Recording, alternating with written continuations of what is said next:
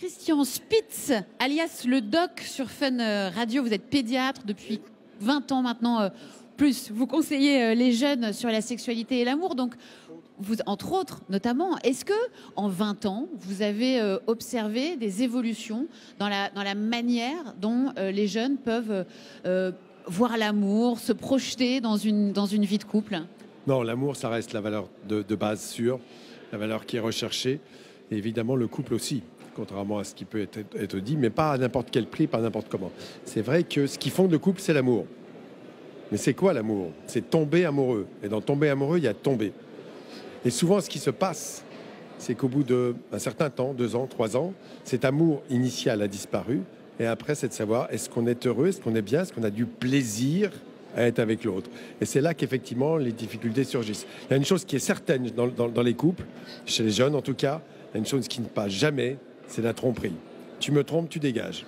Mais on dit parfois que c'est une génération qui est beaucoup plus individualiste, qui pense beaucoup plus à sa réalisation personnelle, et ça n'affecte pas le désir d'amour, le désir d'être en couple. Non, parce qu'être en couple, c'est effectivement faire attention à l'autre, ce qui n'est pas une chose facile.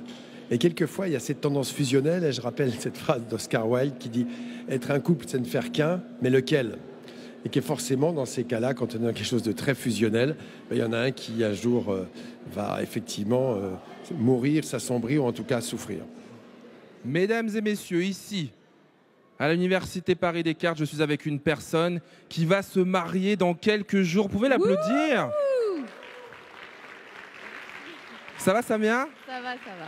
Mabrouk, félicitations. Samia, tu vas te marier quand? Dans 2 semaines et demie. Alors, le point de vue du philosophe Vincent Cespedes est avec nous aujourd'hui également. Vous parlez d'encouplement, si je vous ai bien lu. Vous dites que ces jeunes rejettent l'encouplement. C'est quoi? C'est la pression sociale?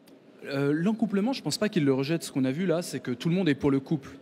Donc personne ne questionne l'idée d'être en couple, qui peut être d'ailleurs une idée totalement has-been, réactionnaire, petite bourgeoise. Et on a gardé cette forme de l'encouplement, du toi et moi amoureux, qui est une forme archaïque, qui rend malheureux la moitié des gens. C'est très confortable le couple pour les hommes, parce que quand on est en couple, on a quelqu'un à la maison qui est l'assistant social, qui s'occupe du linge, qui repasse les chemises, qui s'occupe de tout. C'est le bonheur, c'est le bonheur.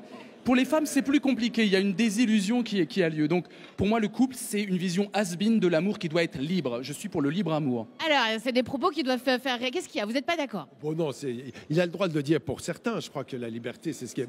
Mais sans déconner, c'est pas vrai du tout. Moi, je vais vous dire, à la radio, quand il y en a un qui demande en mariage sa copine ou l'inverse, ben, ça déclenche une forte émotion. Quand même, faut pas oublier, le pédiatre va parler un tout petit peu.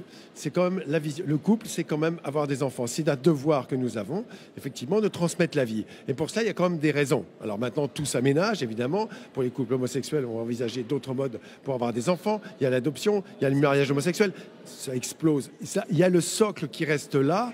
Et je crois qu'il est quand même une vraie valeur qui n'est pas petite bourgeoise. Et je crois que... Non, je ne suis pas d'accord. Ça n'a rien avec la bourgeoisie. Pour savoir d'où vient l'enfant. Le couple, à la base, préhistoriquement parlant, c'est être sûr d'être le vrai père. Et pour être sûr d'être le vrai père, avant le test de paternité, il fallait être en couple et dire à la femme, t'as pas le droit d'aller ailleurs. Aujourd'hui, ça explose. Je pense qu'il y a la moitié des gens qui sont pas faits pour ça. Le problème, c'est qu'ils découvrent ça autour de la quarantaine ou au premier divorce. C'est quoi ton prénom? Bernadette. Bernadette. Dis-moi, Bernadette, est-ce qu'on peut aimer plusieurs personnes à la fois et puis vivre des relations sincères avec elles? Je pense que oui, c'est possible. Parce que trouver vraiment son alter ego, enfin la personne qui correspond vraiment à 100% du premier coup, je pense que c'est difficile. Donc je pense qu'effectivement, on peut être devant le fait qu'on ait 2 personnes qui correspondent chacun pour ses qualités et tout ça. Je pense que c'est possible. Et sincèrement, avoir un amour sincère pour chacun d'eux. Est-ce que c'est déjà arrivé à Bernadette, ça? Est-ce que tu es déjà tombée amoureuse de 2 personnes? Un joker ? Elle prend un joker, ça veut dire oui, évidemment. Oui, mais en tout cas, merci pour ta franchise. Bernadette, on partage son avis ici ou pas du tout? Oui, oh là là, oui. Oui, Bernadette, elle est venue avec ses meufs et son mec.